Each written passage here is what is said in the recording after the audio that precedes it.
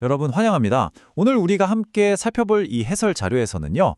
현대의학에서 가장 까다롭고 복잡한 신경계 질환 중 하나죠. 바로 파킨슨병에 대해 아주 깊숙하게 파헤쳐 볼 겁니다.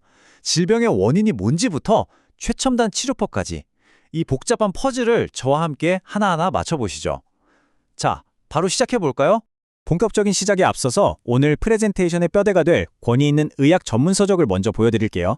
화면에 보이는 제55장 텍스트가 바로 파킨슨병의 정의와 분류를 다루고 있는 실제 의학 문헌입니다. 오늘 우리가 나눌 모든 이야기들은 전부 이 엄밀하고 팩트에 기반한 과학적 자료에서 출발한다는 점 기억해 주시면 좋겠습니다. 자, 그럼 이런 질문이 하나 떠오르실 겁니다. 현대의학은 대체 이 엄청나게 복잡한 병을 실제 진료실에서 어떻게 다루고 있을까? 딱딱한 교과서 속 이야기 말고 진짜 환자가 겪는 현실부터 의사가 중요한 의학적 결정을 내리는 그 순간까지의 과정을 이해하는 게 오늘 우리의 진짜 목표거든요. 오늘 우리가 따라갈 로드맵은 이렇습니다. 1번 파킨슨병의 분류, 2번 주요 임상 증상, 3번 진단 및 감별, 4번 약물 치료, 그리고 마지막 5번 수술적 치료 옵션입니다. 순서대로 쭉 짚어보겠습니다. 첫 번째 섹션, 파킨슨병의 분류입니다. 우리가 흔히 파킨슨병이라고 부르는 질환, 그 시작점에는 뇌의 흑질이라는 곳이 있습니다. 영어로는 substantia nigra라고 하는데 이름 그대로 검게 보이는 작은 부위입니다. 여기가 바로 우리 몸의 움직임을 부드럽게 만들어주는 도파민을 생성해내는 공장이거든요. 특발성 파킨슨병은 아직 정확한 원인은 알 수 없지만 이 도파민 공장이 서서히 파괴되고 뇌세포 안에 루이소체라는 비정상적인 찌꺼기가 쌓이는 병입니다. 한마디로 도파민이 부족해지면서 이 모든 복잡한 문제가 시작되는 거죠. 그런데 사실 의사들은 파킨슨병이라는 단어 하나만 쓰지 않아요. 파킨슨 증후군이라는 훨씬 더 큰 우산 같은 개념을 사용하거든요. 방금 말씀드린 특발성 파킨슨병이 가장 흔한 1차성 질환이긴 하지만요. 특정 약물이나 독소 또는 뇌혈관 문제 때문에 비슷한 증상이 나타나는 2차성 파킨슨 증후군이란 것도 존재합니다. 겉보기엔 증상이 진짜 비슷해 보여도 원인은 완전히 딴판인 경우가 많아서 이 범주를 정확히 가려내는 게 치료의 첫 단추라고 할 수 있습니다. 두 번째 섹션, 주요 임상 증상으로 넘어가 보겠습니다. 지금 보시는 이 문헌 자료가 파킨슨병의 임상 소견을 아주 상세히 기록한 텍스트입니다. 우리가 다룰 증상들은 그냥 막연한 짐작이 아니라 철저하게 이런 방대한 임상 데이터와 관찰 기록에 근거하고 있다는 걸 잘 보여주죠.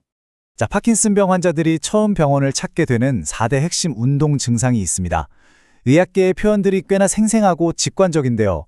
첫째, 가만히 앉으실 때 엄지와 검지로 마치 알약을 굴리는 듯한 특유의 떨림이 나타납니다.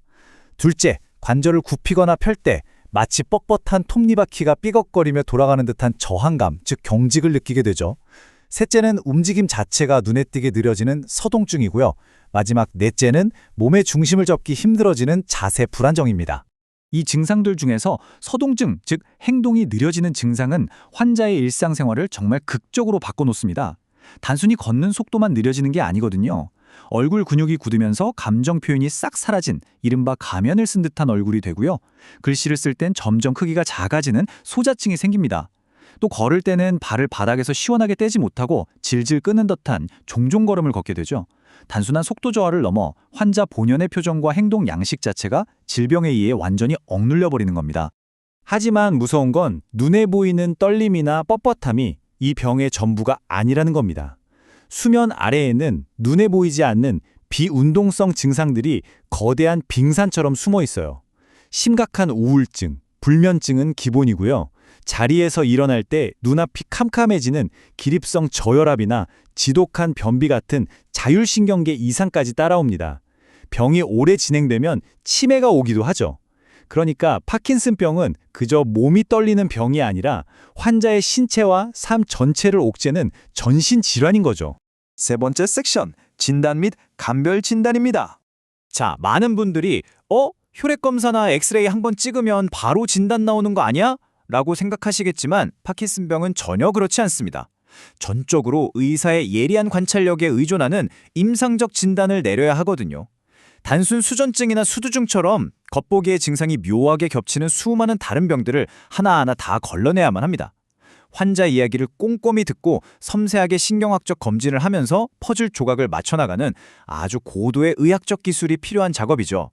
그렇다면 그 비슷비슷한 수많은 증상들 속에서 의사들은 대체 뭘 보고 이건 확실히 파킨슨병입니다 하고 최종 결론을 내릴까요? 아주 기발하면서도 직관적인 방법이 하나 있습니다. 정답은 바로 직접 약을 써보는 겁니다. 뇌에 부족해진 도파민의 원료가 되는 레보도파라는 약을 환자에게 직접 투여해보는 거예요. 그랬을 때 뻣뻣하게 굳어있던 몸이 마치 기름칠한 기계처럼 극적으로 부드러워진다? 그럼 그게 바로 이 병이 다른 병이 아닌 특발성 파킨슨병이라는 가장 강력하고 결정적인 증거가 됩니다. 병을 고치려는 치료법 자체가 아주 기가 막힌 진단도구 역할을 하는 셈이죠. 정말 놀랍지 않나요? 네 번째 섹션, 약물 치료 단계로 넘어가 보겠습니다. 진단이 확실해졌다면 이제 의사들은 화면에 보이시는 이 복잡하고 정교한 치료 가이드라인 문헌을 따르게 됩니다. 현대의학이 사라져가는 도파민을 대체하기 위해 어떤 무기들을 어떤 순서로 사용하는지 이 원문 페이지에 아주 상세히 기록되어 있습니다. 치료가 어떻게 단계적으로 이루어지는지 한번 워크스루 해볼까요? 안타깝게도 현재로선 파킨슨병의 진행을 무 자르듯 완벽히 멈추는 완치약은 없습니다. 그래서 치료의 목표는 철저하게 증상을 완화해서 일상의 질을 유지하는 것에 맞춰져 있죠. 초기에는 뇌를 속여서 도파민 역할을 대신하게 만드는 도파민 회원제로 가볍게 시작을 합니다. 그러다 증상이 심해지면 아까 진단할 때 썼던 가장 강력한 무기, 레보도파를 꺼내듭니다. 그런데 이 레보도파도 병이 진행되면 약효가 금방 떨어지는 약효 소진 현상이 오거든요. 그때는 약물이 뇌에서 분해되는 걸 막아주는 다양한 억제제를 섞어 쓰는 아주 정교한 병용 전략을 펼치게 됩니다. 화면의 표를 한번 보실까요? 파킨슨병 치료는 그야말로 의사와 환자가 끊임없이 펼치는 아슬아슬한 줄타기와 같습니다. 레보도파가 움직임을 좋게 만드는 데는 단연 최고지만 장기간 쓰면 스위치가 켜지고 꺼지듯 증상이 요동치는 온-오프 현상이나 내 의지와 상관없이 몸이 춤추듯 움직이는 이상운동증이라는 무서운 부작용을 부를 수 있거든요. 게다가 다른 약들도 입마름, 환각, 기립성 저혈압 같은 만만찮은 부작용들이 도사리고 있습니다. 약효는 최대한 뽑아내면서 이런 부작용은 억누르는 거의 예술의 경지에 가까운 처방 조율이 매 순간 필요합니다. 자, 드디어 마지막 5번째 섹션, 수술적 치료 옵션입니다. 아무리 의사가 약을 기가 막히게 조절해도 결국 약물 치료만으로는 버티기 힘든 한계점이 오고야 맙니다. 바로 이때 현대의학의 또 다른 혁신이 등장하죠. 과거에는 떨림을 일으키는 뇌 조직의 일부를 그냥 영구적으로 찢어서 파괴해버리는 신경 파괴술을 썼습니다. 확실하긴 한데 되돌릴 수 없다는 게 너무나 큰 부담이었죠. 하지만 요즘은 완전히 판도가 바뀌었습니다. 바로 뇌신부 자극술, 즉 DBS라는 기술 덕분인데요. 뇌의 깊은 곳에 미세한 전극을 심어서 외부에서 전기 신호를 보내 비정상적인 뇌파를 리모컨처럼 차단하는 겁니다. 뇌 조직을 망가뜨리지 않고도 밖에서 전류량을 섬세하게 조절할 수 있는 엄청난 발전이죠. 여기서 여러분이 꼭 기억하셔야 할 건 이 대단한 수술이 진단받자마자 하는 첫 번째 옵션은 아니라는 겁니다. 장기간의 약물 복용 때문에 앞서 말한 끔찍한 이상운동증이나 운동동요 같은 부작용이 약이 주는 이점을 덮어버리고 환자의 삶을 심각하게 무너뜨릴 때 바로 그때 구원투수처럼 투입되는 기술입니다. 이 수술을 받게 되면 환자들은 그 독한 약물 복용량을 획기적으로 줄이면서도 다시 예전의 일상을 되찾는 놀라운 마법 같은 변화를 경험하게 됩니다. 자, 오늘 이 깊고 복잡한 해설 자료를 마무리하면서 여러분께 이런 질문을 하나 던지고 싶습니다. 과거엔 그저 망가져가는 뇌 조직을 현미경으로 지켜만 보던 시절이 있었죠. 하지만 이제 우리는 뇌의 가장 깊은 곳에 전극을 심어 전기 신호로 증상을 통제하는 정말 SF 영화 같은 수준까지 도달했습니다. 비록 아직은 병의 진행을 멈추지 못하고 증상을 조절하는 단계에 머물러 있지만요. 이 엄청난 의학적 진보의 속도를 본다면 멈춰버린 신경세포를 다시 살려내는 궁극적인 기적의 치료법도 머지않아 찾아내지 않을까요? 파킨슨병이라는 이 거대하고 복잡한 퍼즐을 풀기 위한 인류의 위대한 도전은 바로 지금 이 순간에도 계속되고 있습니다. 오늘 준비한 분석 자료는 여기까지입니다. 끝까지 함께해 주셔서 정말 감사합니다.